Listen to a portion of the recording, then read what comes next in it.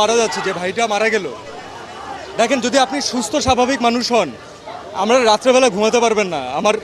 আমার কানে এখনও বাজে যে কারো পানি লাগবে, কত পানি আসছে এখন, কারো পানি লাগবে। তো এটা যতদিন মাথায় থাকবে ততদিন পর্যন্ত আমরা শান্তিতে ঘুমাতে পারবো না। এবং এটা দেশের একজন নাগরিক হিসাবে আমরা তো সারা জীবন মানুষের জন্যই কাজ করেছি। আমরা যারা এন্টারটেনমেন্ট ইন্ডাস্ট্রিতে কাজ করি, আমরা কার জন্য কাজ করি? কোনো ইন্ডিভিজুয়ালকে দেখানোর জন্য কাজ করি না, আমরা দেশের মানুষের জন্য কাজ করি। তো আজকে তাদের যে ছাত্ররা, যারা ইয়াংরা, যারা হচ্ছে আমাদের মেইন অডিয়েন্স, যাদের আমাদেরকে প্রয়োজন, আমরা যদি তাদের সাথে না দাঁড়াতে পারি তাহলে আসলে কেন কাজ করলাম? এর থেকে কাজ না করা ভালো, অন্য কোনো কিছু করা বেটার।